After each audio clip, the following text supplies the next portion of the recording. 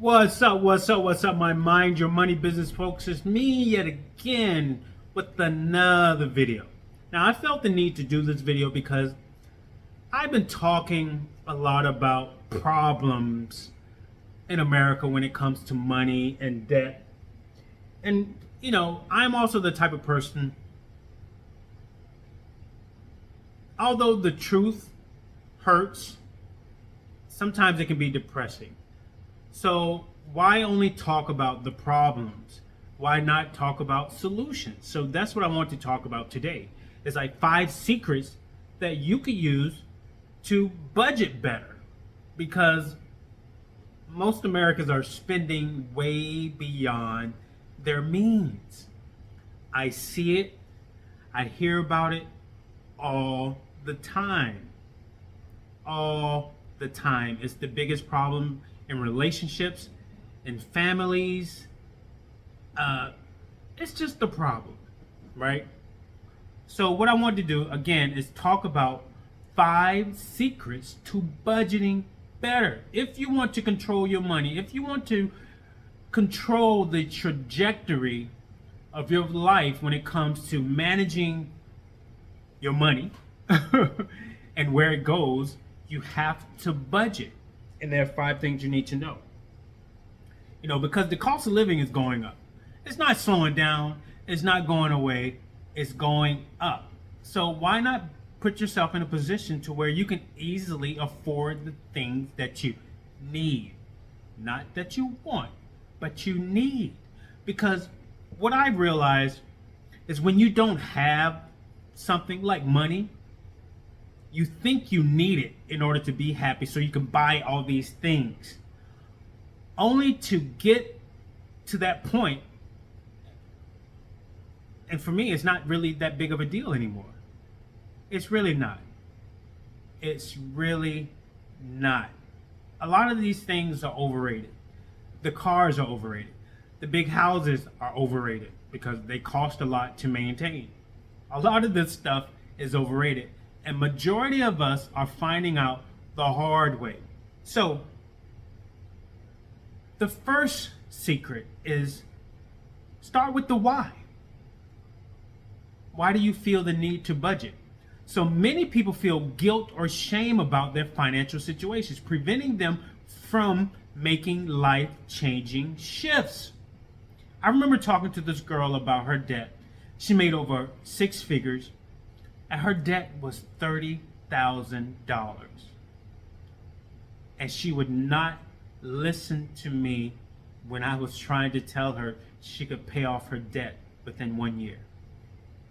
A lot of people do not like talking about money. It's like taboo. So rather than focusing on the numbers, focus on your purpose. Why you want a better financial future? Is it for your retirement? Is it for your children? Is it to leave a legacy behind? For some, it is to reduce daily stress. For others, it is to help a family member or friend in need. Because money can make you stress. If you don't have enough money to pay your car note, it could get repossessed. If you don't have enough money to pay your mortgage, your home could be foreclosed on. If you don't have the money to do what needs to be done in your life, it sucks. You can't buy food. You just can't. It's needed in this game we call life. I think I pronounced her name wrong in a previous video. Hopefully I pronounced it right this time. Florence Scovel Shinn. She wrote this book called The Game of Life and how to play it. You have to figure out how to play this game. And when it comes to budgeting, you don't want your money controlling you. You want to control your money. Why do you go out every day and work so hard and not have control over the reason why you're working? Or the money that you're receiving from your work? Why do you not have control over that? And there are a lot of people that are control freaks, but they have no control over their finances. How is your money, or how come your money is controlling you? So no matter your why, start there. Visualize. That's my Reverend Ike. about visualization, right? Visualize how you'd reach your goals. If only you could maximize your earnings and spending. Remember to write down your why and put it in places you'll see it throughout the day. In the bathroom mirror, in a notebook at work, in the vanity mirror in your car, on a sticky note in your wallet, so that when the urge to splurge creeps in, you have the motivation to stick to the plan. You have to write it down. I write things down all the time. Here's a notebook that I take this bag with me to work every day. And this notebook, I have many notebooks. Here's a notepad with things written down on it. And this notepad here, I have things written out. Look, this is my budget this is like budgeting. Oh, you can't see. I'm sorry. But either way, there are things that I write down in this notepad. You may not be able to see it because of the glare of the light. But regardless, you have to write things down. I like writing things down. But again, start with your why. Start with your why. Number 2, track your monthly spending, people. The best budgets are the ones you can stick to. That means they are realistic from the outset. Rather than creating an ideal fictional budget, commit to one based on actual spending. Start tracking how much money you spend. How much are you spending on gym membership? Start tracking how much money you actually spend going out to eat. How much money are you actually spending on Starbucks coffee? How much money are you spending on lunch? How much money are you spending on breakfast? How much money are you spending on dinner? How much money do you pay for your health, dental insurance, your car insurance, your mortgage insurance, your property insurance? How much money are you paying for your electric bill on average, water bill? How much money are you paying for your car note? How much money are you paying for rent, mortgage? How much money are you spending on, clothes? How much money are you spending on trips? Track how much money you're spending. Be realistic about it, because this helps ensure your situation doesn't worsen by letting harmful habits run wild. Knowing that today's spending is the worst it'll ever get means you'll start with a quick win. You have to make a decision. Track your spending, people. You will see how you're spending a lot of money on a lot of frivolous things that you do not need. Like, okay, why are you buying breakfast and lunch and dinner when you can cook? You can prep for the week. You can prep on Sunday, your meals. Why are you spending $7-10 on Starbucks coffee when you can buy a Keurig? Most people probably have one. They don't use it. You can make your own coffee at home and take it with you to work. And then you can buy a coffee maker and put it in your job so you can continue to make coffee throughout the day if there isn't already one in the break room. Why do you have all these memberships? Oh, like how much are you paying for Hulu, Netflix, Amazon Prime, Disney Plus, Stars? Why do you have all of these things when you're working 8 to 12, maybe 16 hours a day, and you only watch TV maybe on the weekends? Maybe. Why do you have cable and you have Wi-Fi? So track your spending. So common advice says to track your monthly spending, but that can feel intimidating. It truly can. Instead, track a typical week and do the math to extend those numbers for a month. That's what I do. I track how much money I normally spend on groceries. And I just say, okay, that's how much I normally spend each month. Right? The same with insurance.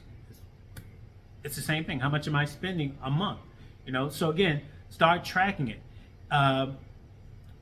This exercise lets you see what you're dedicating your dollars to right now. Over time, you can realistically lower your spending strategically to close the gap between your current and ideal budgets. Like, I used to go to the barbershop to get a low haircut. And I'm like, why am I spending all this money to get my hair cut nearly bald and to get a shape up beard? I started cutting my hair myself. Just cut it all off. And I started shaving my beard myself. You know? Tip.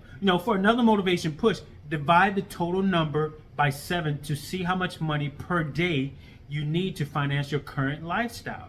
This can be your income goal when asking for a raise, changing jobs, or starting a side hustle. That's another thing. Start negotiating your pay whenever you have the chance to do so. Don't just accept what you're given. But either way, the third secret is automate your savings. One myth of implementing budgets is that you need to have lots of willpower to make them work. Thanks to banking automation, that's just not true. Make your budget a blueprint by setting up direct deposit and recurring payments from your bank account. I do. My car insurance, my property insurance, I have that bad boy set up on automatic payment, reoccurring each month. My HOA, reoccurring. Comes straight out of my account. So you reduce the temptation to splurge as well as ensure you're not hit with late fees or missed payments that further diminish your available cash. Because fees, banks are making a killing on fees. They're making a lot of money on fees, people. So based on your budget, set your accounts to save some portion of your income automatically, no matter how small, for your why. Automating your money will mean that each dollar fulfills its role in your budget blueprint without any interference or temptation. Like, I believe in creating, an emergency fund. 3 to 6 months is what Dave Ramsey recommends. Have 3 to 6 months of an emergency fund set up in your account. Those 3 to 6 months of an emergency fund include pretty much how much are you spending each month. What your actual expenditure that month is, you should have 3 to 6 months of that. So if your expenses add up to $5,000 a month, you should have anywhere from 15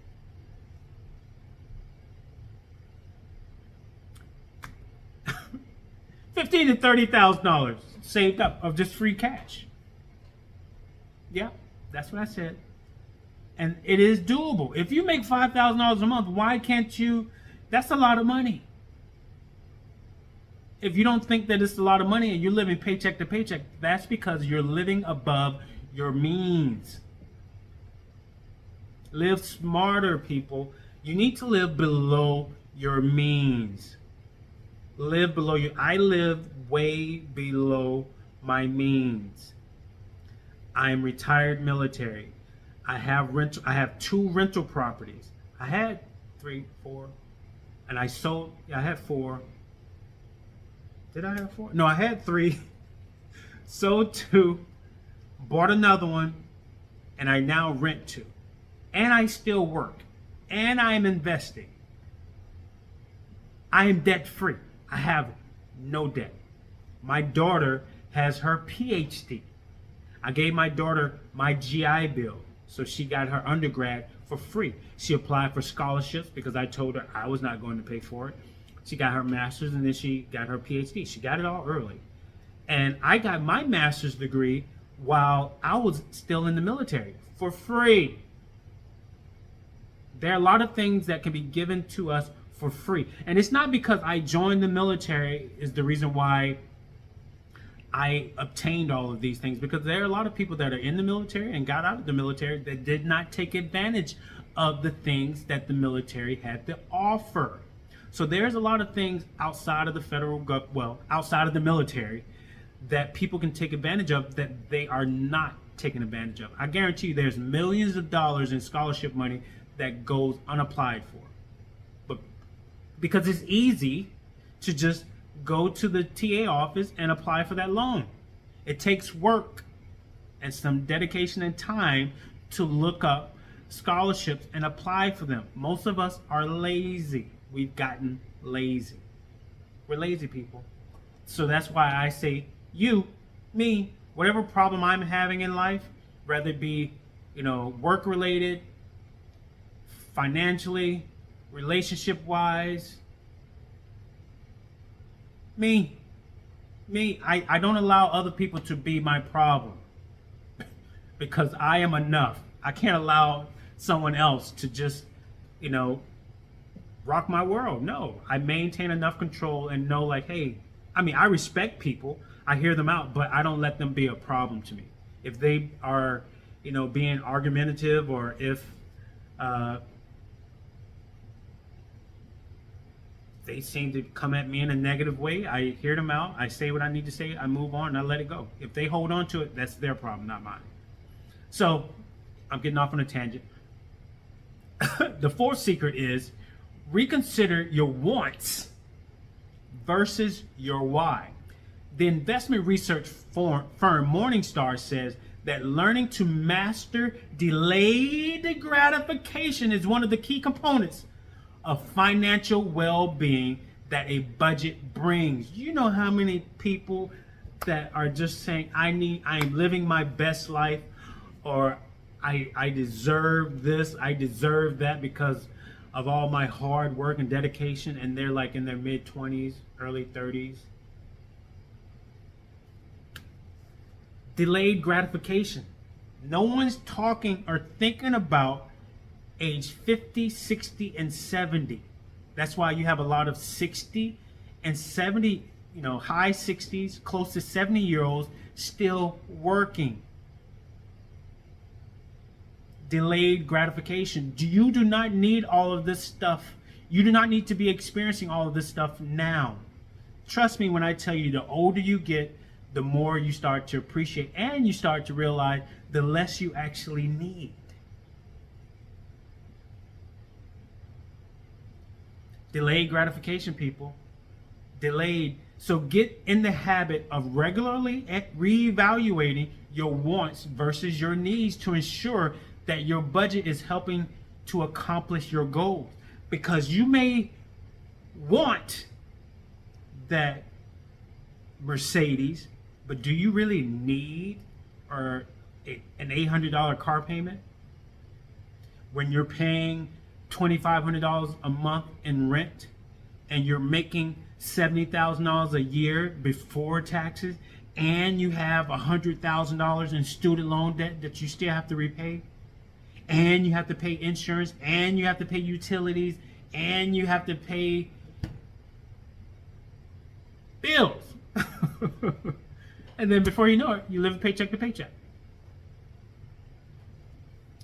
Or you just in over your head in debt. And, let's not forget credit card debt. So wants are things you desire, but you can live without it. Like entertainment. You do not need to be going out every week. You don't have to go to the movies every weekend. You don't have to go to every concert that comes in town. You can watch a lot of these concerts for free on YouTube. Because someone always goes to these concerts of your favorite artist and they record the whole thing, the whole 2 hours. Watch it at home. I know it's not the same, but they will come back. They will come back.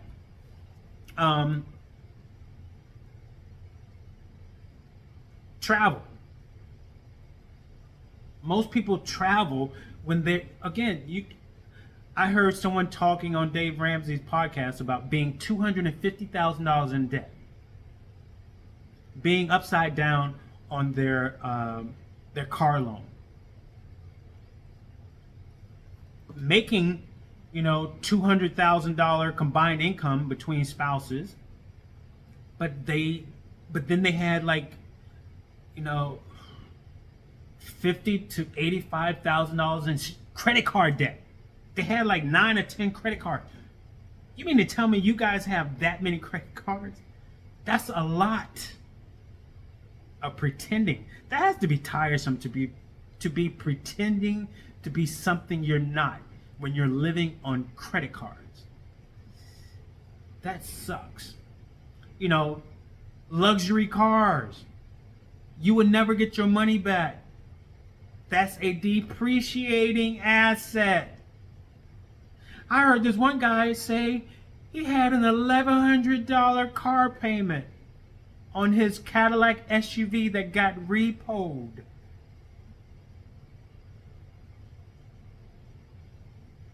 And non-essential clothing. Why? Why? And these purses. So needs include housing. You do need adequate housing, health care, and transportation. You do need those things, but be smart about it, people. Impulse buying is often tied to emotional spending from underlying psychological cause that a budget alone won't fix. That is true. Some of us just have some issues. And we call it, like I've heard so many people say they go on retail shopping, I think they call it. Or, no, maybe that's not the same. Either way, when they're stressed out, they go shopping. Or when some people are stressed out, they eat. Neither one is good. Because you have no emotional control over the situation, so you tend to overdo it. You tend to spend too much money and you tend to eat too much food. That makes you feel bad, it makes you gain weight, and it keeps you depressed and sad and sick. The same with overspending. It keeps you this depressed, sad, and it can make you sick. Stress can make you sick. Stress can put you in the hospital. You know, instead, try using your budget to normalize waiting for what you really want. Asking yourself 2 questions can stem the cycle of overspending. Do I need this to live? If the answer is yes, buy it. If the answer is no, wait 24 hours before reconsidering the purchase. With luck, you may have completely lost interest the next day. The second question, how does buying this further my why? Because remember, you needed to understand your why. So if you can explain how prioritizing this purchase over others on your budget can further your why, then adjust the budget and make the plunge. If not, forego the purchase until you can work it into your budget. The biggest thing I've learned from budgeting and learned from Dave Ramsey is if I really want something, buy it cash. When you're debt free and you can save a lot of money, buy it cash. When you have to pay for something cash, it makes you think differently. It's easy to charge that $500 thing or $1,000 thing to a credit card because you don't see that money deducted immediately from your account. But pull out that $1,000 from your account, you rethink things. It makes me rethink things. I remember, because I live here on an island, I bought this paddle board, not the same paddle board, but different paddle boards, 3 times. And I paid almost $500 for that thing. Because I was thinking maybe I will go get in the water because I'm surrounded by the ocean. But I never got in the water. I never used the paddleboard. I took it back. I kept buying it, taking it back. Because I couldn't get over the price. Even though I'm debt free, I'm like, really? Do I really need this thing? Am I really going to go out in the water? And I didn't. So what I did instead, each 3 times I took that money and invested it into my stock account, and I made money on those investments. So yeah. So the 5th thing is tackle your debt, people. You have to lower your debt to income ratio. You have to. You have to start living below your means. I remember talking to a tax consultant last year, and because I have no debt and I have, income, I have rental income, I have military retirement, I have my current job. So he told me I needed to buy a brand new car. Well, no, he told me I needed to buy a car and have like an $800 or $900 car payment. He also told me I needed to buy a new home.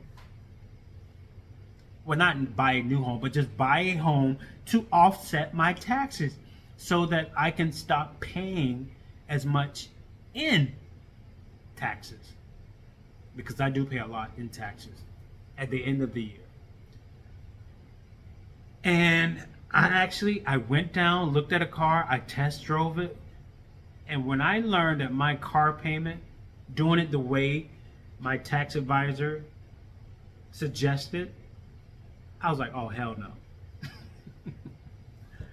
I would not have, but the way he made it seem like, look, you can either pay it in these things, create a business, pay it in these things to offset your taxes, or just give your money to Uncle Sam. So what I did, I created the business anyway. Oh yeah, I forgot. Yeah, I do have a business. I take photos on the side. So yeah, but I still just can't get with the car payment yet. Maybe I will. And then he also told me to buy a home, and I need to buy a home for at least $400,000. And paying off 2 mortgages, I just can't see myself getting into another mortgage debt. Why? I could just sell one and use that money to buy one, but I don't plan on staying here too long. I just don't want to start it all over again with a mortgage. I just don't want to do it. I don't want to get into the whole paying it off early in 7 to 10 years, because I can use that money to invest.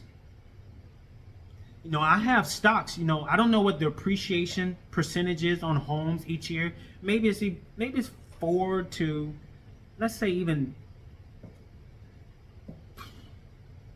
7%. Homes are appreciating over year. I don't know. But I have stocks that are appreciating 26%.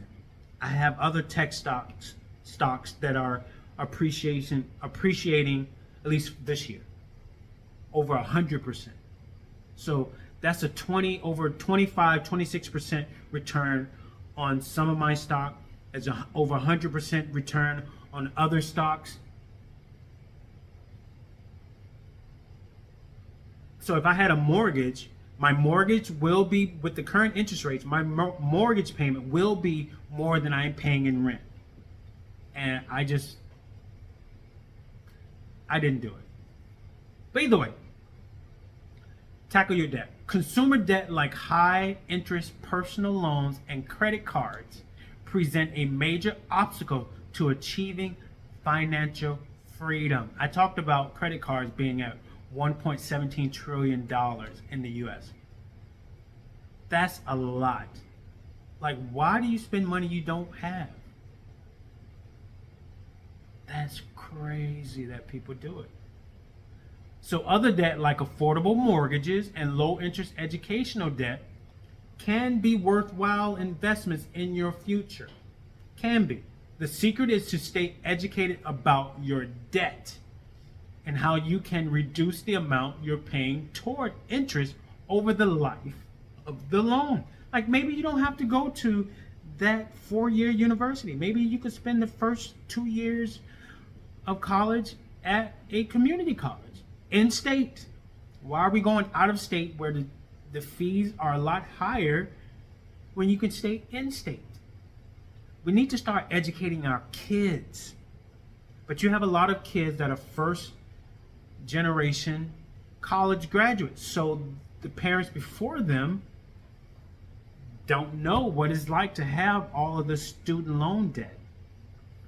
So you have to educate yourself. So this is especially important for debt used to pay for depreciating assets like recreational items and vehicles. You're not going to get your money back on clothes. You're not going to get your money back going on these trips. You're not going to get your money back by continuing to charge your credit card. You're not going to get your money back by spending $80,000 for that brand new car, and 4 years later, that bad boy is worth $30,000, and you're still making payments on an $80,000 loan, even though the car is now only worth $40,000. Like Dave says, pay cash. It will make you think differently about buying an $80,000 car with cash, especially when you don't have it. So if you don't have the money, don't buy it. If you have $10,000 easily in your account set aside, go buy a $5,000 car. Work up to bigger purchases. You have to do that. So there is no one size fits all approach to paying off debt, but use the budget to choose a method you can consistently maintain. I go over my budget several times a month. Nothing changes. I don't change anything. Oh, I also pay myself each month. So that's the reason why I kept taking that paddleboard back, because I would have to take that $500 out of my out of the money that I pay myself each month, and I didn't like that big chunk of money leaving from me, because I really didn't need it. If I want to, all I have to do is rent a paddleboard and go out in the water. I really don't want to even be in the water that much, so why spend $500 on something that I barely or will rarely use? So again, try the snowball method. That's what Dave Ramsey, oh, it's raining outside. That's what Dave Ramsey preaches, the snowball effect, the avalanche, you call it whatever you want to call it. Pay off your debts. Dave talks about paying off smallest to largest, and he does it that way, and not just from the interest rate, because he says as you make these small feats, it gives you more motivation. So smallest to largest is what Dave recommends, because to make significant progress with debt payoff, you can consolidate debt to simplify the payoff and negotiate. Well, no. Actually, scratch that. Do not consolidate anything. Just pay off your debt. Just pay it off. Just pay it off. Because I had a family member that did debt consolidation, and it pissed me off. So yeah. So those are the 5 secrets. I rambled a lot. So what do most Americans spend their money on? According to the Bureau of Labor Statistics, America's most significant expense is housing, including rent, mortgage payment, property taxes, home owners insurance, and home repairs. I remember the first condo that I bought at the age of 25 or 26. I had no idea what HOA was. I didn't understand it. I'm like, why? I didn't get it. Then I had to pay. I'm like, why am I paying HOA and I'm paying insurance? I was confused. But yeah, a lot of things we are not aware of when we're purchasing these things. We are not aware of the responsibilities of owning a home or even renting, So Zillow data shows that the median rent in the U.S. in September of 2024 is around $2,100 per month. And the average home price in the United States is over $361,000. That's up 2.9% over the past year. So whether you rent or own, housing, maintenance, and utilities are significant addition outlays. Yeah, that mortgage, property insurance. I wasn't aware of property insurance. I was not aware of property taxes when I first bought a home. And that's something that you don't think about when the bank is approving you for a loan. When the bank approves you for the loan, you get your principal, interest, and you get your property taxes. But what you don't think about until later is utilities. I did not think about utilities. And if you have a gas stove, you have to pay gas. And then you have to pay for trash pickup. You know, and you have to pay for Wi-Fi, cable. That stuff adds up. And that's something that's not talked about when you are applying for the loan. You don't take these little things into consideration until after the fact.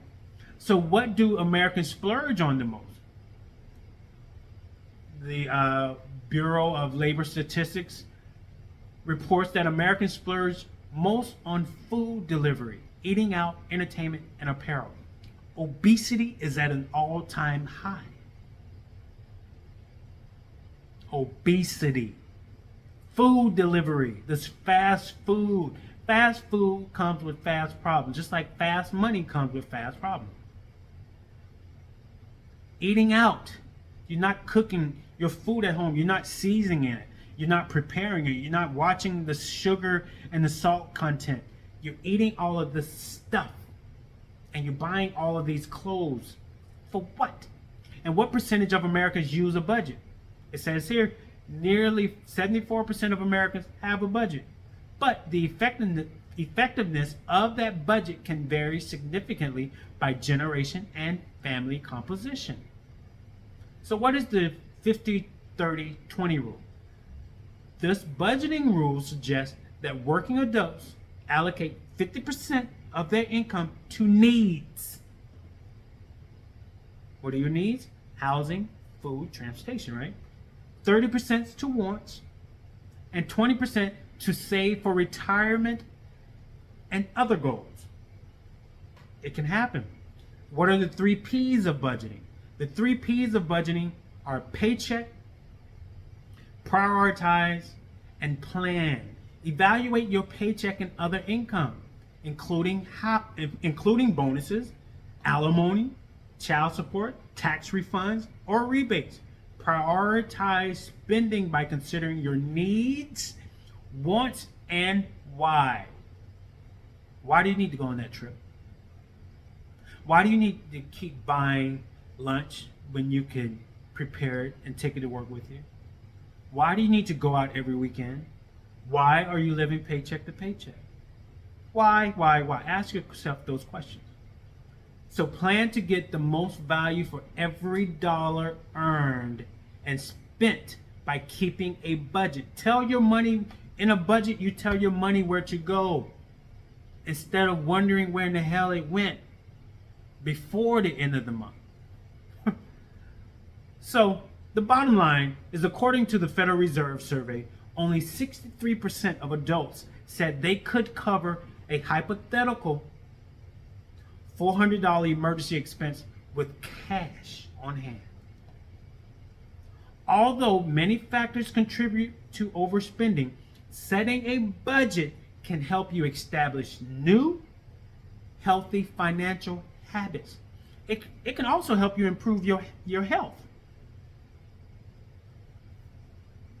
You know, because you start paying attention to things. You stop eating out as much. You stop, going out to lunch on your lunch break. You start taking your food with you. You start cutting back on it makes you reevaluate your whole life, even the people that are in your life. So begin by assessing your current expenditures and wants versus needs through budgeting apps. Like Dave Ramsey has the Everyday Budget, where it tracks your spending. You can also download, it used to be Mint, but Mint went away. Credit Karma is a budgeting app that tracks all your spending. There are a lot of apps out there. There's a lot of information out there. Google can be your friend. Google doesn't have to be used to, look up gossip and log on to social media or the internet, to log on to social media to see what other people are doing. You can use it to learn and find information. So once you do that, then automate banking and bill payment to ensure that every dollar furthers your financial goals. And don't be discouraged by occasional setbacks, because it happens. Life is going to happen to you. I say when you make a decision to do better, things are going to happen to try you to make sure that this is something that you really want. If you ever think about these award ceremonies that are held on TV, you always hear the person that's receiving. You hear a lot of people that receive the award talk about their setbacks and how they never gave up. They kept pushing forward because they knew what they were working towards, and it could be 20 years later, and now they're being acknowledged. And they will say it was all worth it. The same with budgeting, the same with your money, the same with investing. You have to create a plan and you have to work that plan. And setbacks will happen. Things may not always go your way, but keep working it. Faith without works is dead. Sitting back and hoping that things work out, when you visualize something happen, there's also action that has to be taken as well. You may have to make a phone call. You may have to Google some information. You may have to cut out expenses. You may have to get rid of a car. You may have to get out of a relationship. You may have to cut some people off. You will have to do certain things. And you will notice when you do said things start to happen. But then there's going to be another and another. And sooner or later, the weight that you feel on your shoulder will start to lighten. But life will continue to happen. Because then when you start out on this journey, you're going to see how you're on that bad boy by yourself. Not everybody's going to see things the way that you see it. Not everybody's going to have the understanding that you have. And not everybody's going to want to get on your game plan. So it's like you're on an island all by yourself. Because everyone else is doing what everyone else does. And they're doing what you used to do before you figured out your why, and they just continue to spend more than they earn. So get in the habit of reassessing your budget and fine-tuning it as needed. My budget is so good, I don't have to even refine it because nothing's changed. Nothing. I actually make more money. I hardly have anything. You know what I do? I make my lunch. On weekends, I make food and I walk to the beach and I sit on the beach. There are restaurants, there are hotels on the beach that I could go in and eat at. I take my food. I sometimes go sit in some of these resorts and listen to the live bands on weekend, and I take food with me. I also take my drink with me. Why spend money if I don't have to? Work smarter, not harder, people. That's what I do. That's what I do. All right, so that is it. I rambled a lot. Sometimes I get caught up. I'm doing these videos trying to become better at speaking, and sometimes when I listen back at videos, I'm like, I shouldn't have said that. That didn't sound right. But it is what it is. It is what it is. And I know that I'm only going to get better. And these are the challenges because I am very critical of myself, but I'm also changing, telling myself, lighten up. It's not that serious. It's really not that serious. All right. So I'm going to end this video because I've been talking way too long. But as you can see, I love talking about things like this. And I do it here because I don't have people in my everyday life that like talking about these things or want to talk about it. So here I am, with my phone in my home, talking to those of you that may want to hear me talk about this subject. Yeah. All right. So I'm going to end this because it's time to end it. All right. So you guys take care. Oh, like, comment, subscribe, share this video. Let me know what you think if you think anything at all. Also, disclaimer, I always have to say this. I am not a financial advisor. Any and all information on this channel and in my videos is for entertainment purposes only and expresses my opinions, and there are articles that I read from the experts. But either way, before you invest any of your money, um, consult with a financial advisor. But you don't have to consult with a financial advisor to get out of debt. You can do that on your own. Yeah. Or you can shoot me a message. I don't mind talking to you about your debt and figuring out a way to help you get out of it. If you, for some strange reason, some people just can't. They don't want to do it. Just like I don't want to change the oil in my car. I don't want to do it, so I take it to a mechanic. I don't want to, make furniture. So I go to the furniture store and I buy it. So there's just some things, and it's okay that some people do not want to do. And you can seek those that don't mind doing it and go from there. Sorry, so I'm going to end it here. So you guys take care. Peace.